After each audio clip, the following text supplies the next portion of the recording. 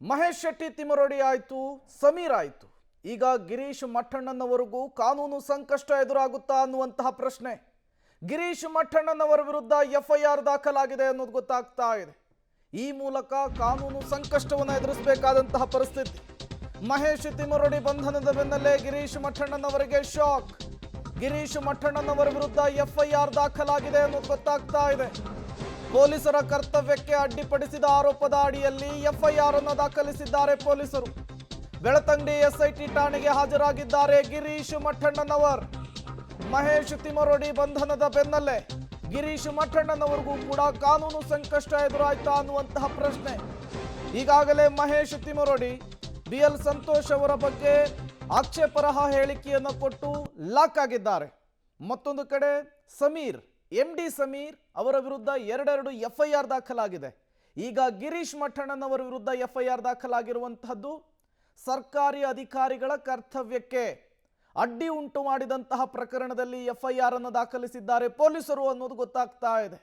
ಈ ಮೂಲಕ ಗಿರೀಶ್ ಮಠಣ್ಣನವರ ಮೇಲೂ ಕೂಡ ಎಫ್ಐಆರ್ ಅನ್ನು ದಾಖಲಿಸಿದ್ದಾರೆ ಪೊಲೀಸರು.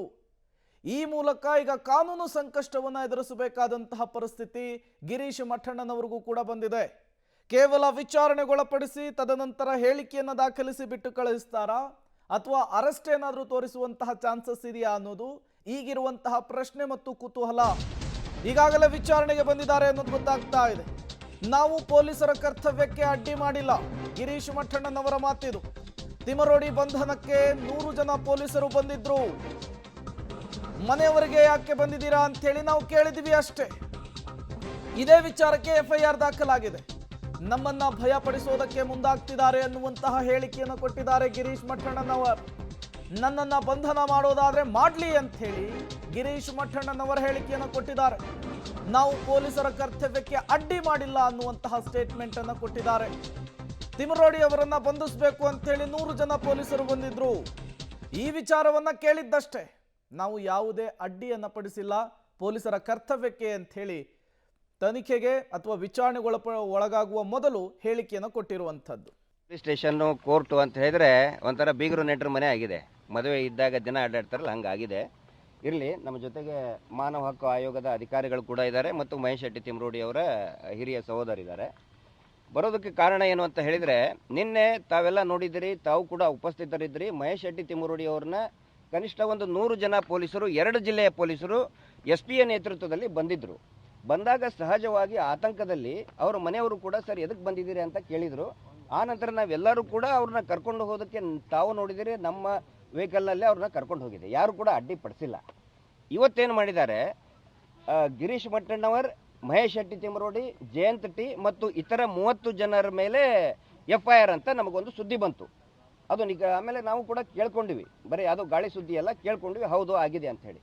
ಹೀಗಾಗಿ ನಾನು ಕೇಳಕ್ಕೆ ಬಂದಿದ್ದೀನಿ. ಯಾಕಂತ ಹೇಳಿದ್ರೆ ಈ ಪೊಲೀಸ್ ಇಲಾಖೆಯದ್ದು ಡೀಸೆಲು ಪೆಟ್ರೋಲ್ ಯಾಕೆ ಖರ್ಚು ಮಾಡಬೇಕು? ಅವರು ಮತ್ತೆ ಒಂದು 100 ಜನ ಬರೋದು, ಒಂದು 50 ಗಾಡಿಯಲ್ಲಿ ಬರೋದು, ಯಾಕೆ ಸುಮ್ಮನೆ ಅದರದ್ದು ಪೊಲೀಸ್ ಸ್ಟೇಷನ್ಗೆ ಅದ್ರ ಬಜೆಟಿಗೆ ಹೊರೆ ಆಗಬೇಕು ಅಂಥೇಳಿ. ಅರೆಸ್ಟ್ ಮಾಡೋದಿದ್ರೆ ಮಾಡಿರಿ, ಅರೆಸ್ಟ್ ಮಾಡೋದಿದ್ರೆ ಮಾಡಿ. ಸುಮ್ಮನೆ ಯಾಕಂತ ಹೇಳಿದ್ರೆ ಒಂದು ನೋಟಿಸಿಗೂ ಒಂದು ಅವಕಾಶ ಕೊಡೋದಿಲ್ಲ, ಉತ್ತರ ಕೊಡೋದಕ್ಕೆ ಅವಕಾಶ ಕೊಡೋದಿಲ್ಲ. ನಿನ್ನೆ ಮಹೇಶ್ ಶೆಟ್ಟಿ ತಿಮರೋಡಿ ಅವರು, ನಾವು ಮತ್ತು ಅವ್ರ ಬ್ರದರ್ ಎಲ್ಲರೂ ಸೇರಿ ಬ್ರಹ್ಮಾವರ ಸ್ಟೇಷನ್ಗೆ ಬೆಳಿಗ್ಗೆ 9 ಗಂಟೆಗೆ ಹೊಂಟವ್ರು. ನಾವು ಉತ್ತರ ಕೊಡೋದಕ್ಕೆ ನೋಟಿಸ್ ಏನಿದೆ 35(3) BNSSನಲ್ಲಿದೆ, ಅದಕ್ಕೆ ಉತ್ತರ ಕೊಡಬಾರ್ದು. ಅವರೇ ಹೇಳಿದ್ದಾರೆ ಪೊಲೀಸ್ ಸ್ಟೇಷನ್ಗೆ ಬನ್ನಿ ಅಂತ. ಪೊಲೀಸ್ ಸ್ಟೇಷನ್ಗೆ ಹೋಗ್ಬೇಕಾದ್ರೆ ಮನೆಗೆ ಬಂದು ದಿಢೀರ್ನ ಏನೋ ಒಂದು ದಾಳಿ ಮಾಡ್ದಂಗೆ ಮಾಡಿ, ಎಲ್ಲ ರೂಲ್ಸ್ ಆ್ಯಂಡ್ ರೆಗ್ಯುಲೇಷನ್ಸನ್ನು ವೈಲೇಟ್ ಮಾಡಿ, ಕೋರ್ಟಲ್ಲಿನೂ ಕೂಡ ಭಾಳ ಚೆನ್ನಾಗಿ ಆರ್ಗ್ಯುಮೆಂಟ್ ಮಾಡಿದ್ದಾರೆ. ಬಟ್ ಎನಿಹೌ ನ್ಯಾಯಾಲಯಕ್ಕೆ ನಾವು ಇದನ್ನು ಮಾಡಬೇಕು. ಇದಕ್ಕೇನು ಮಹೇಶ್ ಶೆಟ್ಟಿ ತಿಮರೋಡಿ ಅವರು ನ್ಯಾಯಾಂಗ ಬಂಧನಕ್ಕಾಗಿದ್ದಕ್ಕೆ ಒಂದು ಏನು ನ್ಯಾರೇಷನ್ ಬಿಲ್ಡಪ್ ಮಾಡ್ತಾ ಇದ್ದಾರೆ. ಈ ಅತ್ಯಾಚಾರಿಗಳ ಒಂದು ಅತಿ ದೊಡ್ಡ ಕುತಂತ್ರ ಏನಿದೆ, ಅವ್ರು ಏನು ಮಾಡ್ತಾ ಇದ್ದಾರೆ ನೋಡಿ, ಇದು SIT ಭೀಮಾ ಸುಳ್ಳು ಹೇಳ್ತಾ ಇದ್ದಾನೆ, ಹೀಗಾಗಿ ಸುಳ್ಳು ಹೇಳಿದ್ದಕ್ಕೆ ಮಹೇಶ್ ಶೆಟ್ಟಿ ತಿಮರೋಡಿನ ಅರೆಸ್ಟ್ ಮಾಡಿದ್ರು ಅಂತ ಒಂದು ಸುಳ್ಳು ಪ್ರಚಾರವನ್ನು ಮಾಡ್ತಾ ಇದ್ದಾರೆ. ಆಮೇಲೆ ನಮಗೆ ಭಯ ಬೀಳಿಸೋದು. ನೋಡಿ, ಈಗ ನೆಕ್ಸ್ಟ್ ನಿನ್ನೆ ಇನ್ನೊಂದು ಅದೇ ಟೈಮಿಗೆ ಸಮೀರ್ MD ಅವರ ಪೂರ್ತಿ ಮನೆಯನ್ನು ಸುತ್ತುವರೆದಿದ್ದಾರೆ. ನಿನ್ನೆ ಬೆಂಗಳೂರಿನಲ್ಲಿ ಧರ್ಮಸ್ಥಳದ ಪೊಲೀಸರು, ಬೆಂಗಳೂರು ಪೊಲೀಸರು ಸಮೀರ್ MD ಮನೆಯನ್ನು ಕಂಟಿನ್ಯೂಸ್ 4-5 ಅವರ್ಸ್ ಸುತ್ತುವರೆದಿದ್ದಾರೆ. ಬೇಲ್ ಆಗಿದ್ದಕ್ಕೆ ವಾಪಸ್ ಬಂದಿದ್ದಾರೆ. ಈ ಹಿಂದೆ ಪೊಲೀಸ್ ಅಧಿಕಾರಿಯಾಗಿದ್ದವರು ಗಿರೀಶ್ ಮಠಣ್ಣನವರು, ಈಗ ಅವರ ವಿರುದ್ಧವೇ FIR ದಾಖಲಾಗಿರುವಂಥದ್ದು. ಮತ್ತಷ್ಟು ಡೀಟೇಲ್ಸನ್ನು ಕೊಡೋದಕ್ಕೆ ನಾರಾಯಣಗೌಡರು ನೇರ ಸಂಪರ್ಕದಲ್ಲಿ ಜಾಯಿನ್ ಆಗಿದ್ದಾರೆ. ನಾರಾಯಣಗೌಡ, ಈಗ ಮುಖ್ಯವಾಗಿ ಗಿರೀಶ್ ಮಠಣ್ಣನವರ ವಿರುದ್ಧ FIR ದಾಖಲಾಗಿದೆ. FIR ನಲ್ಲಿ ಏನಿದೆ, ಜೊತೆಗೆ ವಿಚಾರಣೆಗೆ ಯಾವಾಗ ಒಳಗಾಗ್ತಾರೆ, ಏನೆಲ್ಲ ಬೆಳವಣಿಗೆಗಳನ್ನು ಮುಂದಿನ ದಿನಗಳಲ್ಲಿ ನಿರೀಕ್ಷೆ ಮಾಡಬಹುದು ಈ ವಿಚಾರದಲ್ಲಿ ಅಂತ ಹೇಳಿ. ಪ್ರೇಮ್, ಹೌದು ಪ್ರೇಮ್, ಅಂತಂದರೆ ಈಗಾಗಲೇ ಏನು ನಿನ್ನೆ ತಿಮ್ಮರೋಡಿಯವರ ಬಂಧನದ ವೇಳೆ ಏನು ಗಿರೀಶ್ ಮಟ್ಟಣ್ಣವರು ಕೂಡ ಒಂದು ಪೊಲೀಸರ ಕರ್ತವ್ಯಕ್ಕೆ ಅಡ್ಡಿ ಮಾಡಿದ ನಿಟ್ಟಿನಲ್ಲಿ ಈಗ ಗಿರೀಶ್ ಮಟ್ಟಣ್ಣವರು ಮತ್ತು ತಿಮ್ಮರೋಡಿ ಹಾಗೂ ಜಯಂತ್ ಸೇರಿದಂತೆ ಒಟ್ಟು 30 ಜನಗಳ ಮೇಲೆ ಈಗ ಬೆಳ್ತಂಗಡಿ ಠಾಣೆಯಲ್ಲಿ ಪ್ರಕರಣ ದಾಖಲಾಗಿರುವಂಥದ್ದು. ಆ ಹಿನ್ನೆಲೆ ಈಗ ಏನು ಗಿರೀಶ್ ಮಟ್ಟಣ್ಣವರೇ ಸ್ಟೇಷನ್ಗೆ ಬಂದಿರುವಂಥದ್ದು ಬೆಳ್ತಂಗಡಿ ಠಾಣೆಗೆ. ಅಂತಂದರೆ ಸುಮ್ಮನೆ ಪೊಲೀಸರು ಯಾಕೆ ಹೋರಾಟಗಾರರನ್ನ ಬೆದರಿಸುವಂಥ ಪ್ರಯತ್ನ ಮಾಡ್ತಿದ್ದಾರೆ, ಅವರಿಗೆ ಯಾಕೆ ಮತ್ತೆ ನನ್ನನ್ನು ಅರೆಸ್ಟ್ ಮಾಡಬೇಕೆಂದು ಕೂಡ ಅವರು ಮತ್ತೆ 100 ಜನ ಪೊಲೀಸರು ಬರ್ತಾರೆ. ಹಾಗಾಗಿ ಅವರಿಗೆ ಪೆಟ್ರೋಲ್ ಮತ್ತು ಇಲಾಖೆಯ ಪೆಟ್ರೋಲ್ ಮತ್ತು ಡೀಸೆಲ್ ಯಾಕೆ ಖರ್ಚು ಮಾಡಬೇಕು ನಿಟ್ಟಿನಲ್ಲಿ ನಾನೇ ಬಂದಿದ್ದೀನಿ ಅಂತ ಇವತ್ತು ಅವರೇ ಸ್ಟೇಷನ್ಗೆ ಬಂದಿರುವಂಥದ್ದು. ಅಂದರೆ ಜೊತೆಗೆ ಮಾನವ ಹಕ್ಕುಗಳ ಆಯೋಗದ ಸದಸ್ಯರನ್ನು ಸಹ ಕರ್ಕೊಂಡೇ ಬಂದಿದ್ದೀನಿ, ಅವರು ಅರೆಸ್ಟ್ ಮಾಡಿದ್ದಾರೆ, ನನ್ನ ಅರೆಸ್ಟ್ ಮಾಡಲಿ ಅಂತ ಈಗ ಠಾಣೆಗೆ ಬಂದಿರುವಂಥದ್ದು. ಅದು ಈಗಾಗಲೇ ಠಾಣೆಗೆ ಬಂದಂಥ ಗಿರೀಶ್ ಮಟ್ಟಣ್ಣ ಅವರನ್ನು ಕೂಡ ಈಗಾಗಲೇ ಒಂದು 5-10 ನಿಮಿಷಗಳ ಕಾಲ ವಿಚಾರಣೆ ನಡೆಸಿ ಪೊಲೀಸರು ಕೂಡ ಕಳಿಸಿರುವಂಥದ್ದು. ಅವರು ಈಗಾಗಲೇ ಸ್ಟೇಷನಿಂದ ಹೊರಗಡೆ ಬಂದಿರುವಂಥದ್ದು. ಆದರೆ ನಿನ್ನೆ ತಿಮ್ಮರೋಡಿ ಅವರ ಬಂಧನದ ವೇಳೆ 100 ಪೊಲೀಸರು ಅವರ ಮನೆ ಬಳಿ ಬಂದಿದ್ದಂಥದ್ದು. ಆದರೆ ನಾವು ಅವರಿಗೆ ಯಾವುದೇ ಅವರ ಕರ್ತವ್ಯಕ್ಕೆ ಯಾವುದೇ ಅಡ್ಡಿ ಮಾಡಿರಲಿಲ್ಲ. ಅವರಿಗೆ ಕೇಳಿದಂಥ ಒಂದೇ ಪ್ರಶ್ನೆ, ಇಷ್ಟು ಜನ ಪೊಲೀಸ್ನವರು ಏನಕ್ಕೆ ಬಂದಿದ್ದೀರಾ ಅಂತ ಒಂದೇ ಪ್ರಶ್ನೆ ಕೇಳಿದ್ದು ಅವರೇ.